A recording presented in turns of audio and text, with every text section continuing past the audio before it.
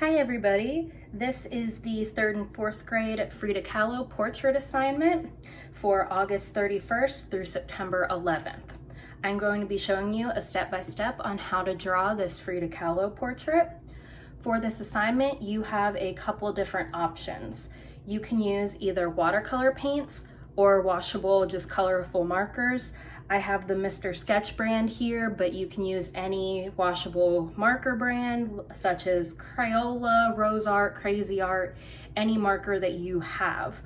You'll also need some crayons, a pencil, some paper, and a cup of water. And that will be for either the markers or the watercolor paints. On this example, I used watercolor paints, but I'm going to show you in this video how to do it with markers. So just to review, Frida Kahlo in this picture here is our foreground or the subject of our picture. She's the main focus. Now all that space behind her and around her, that is our background. So when I say to paint our background, that's all the space around her. So I'm going to show you guys really quick how to, I'm just going to review how to do watercolor paint since I'm showing you markers in this video. And if you don't have paint or markers, you can just color your background using crayons or colored pencils. Just make a pretty pattern however you would like to. So I'm going to show you two different watercoloring techniques. On my picture here, you can tell that the left side looks a little different than the right side.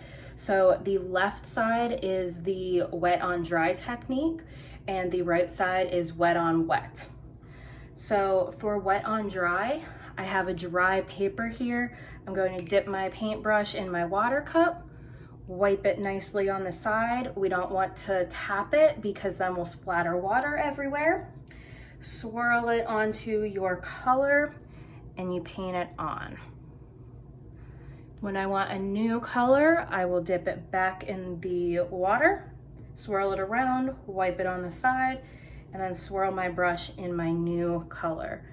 You can see that they blend a little bit, but not too much when I do the wet on dry technique. Now for wet on wet, I want to make sure that I clean my brush off really, really good and just paint some water onto my paper.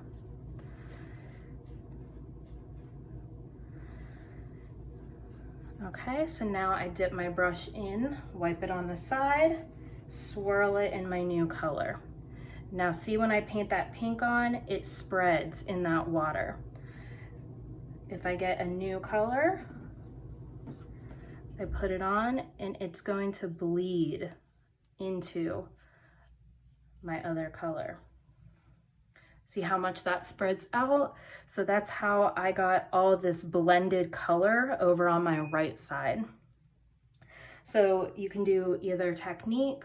Make sure that when you are doing your art, that you make sure to put some paper towel or paper towels, newspaper, something down to protect your table. Talk to your parents about how they want you to, where they would like you to do art so that you don't mess up anything.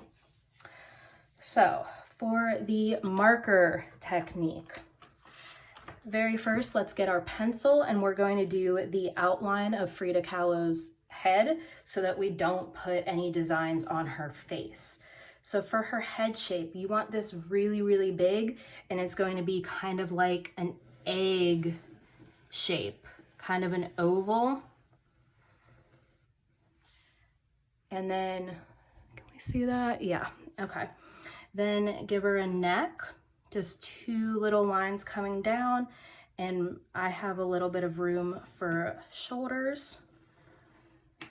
So I'm gonna give her some shoulders. We just need that outline just so that we don't put any of our background onto our face.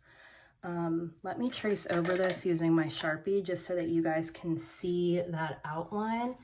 And Sharpie is a permanent marker, so it will not bleed when I do the water on it.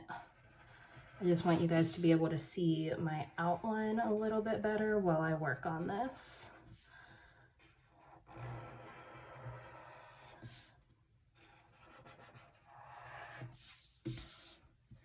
Okay, there is our Frida Kahlo outline. So I'm using markers for this, and you can either use a paintbrush or you can use just the water with your finger. If you don't have a paintbrush, that'll be a little messier, so just wash your hands afterwards. And I'm just going to color a fun little pattern for around my Frida Kahlo. So Frida used a lot of flowers and leaves and plants in her artwork. So I'm gonna do some flowers.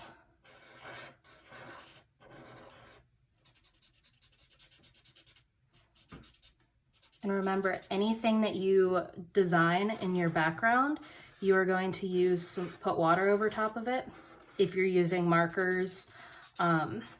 So make sure that it's something that you don't mind the color being a little spread out for, because the water will make sure that our picture bleeds and will make a really pretty, just blended background.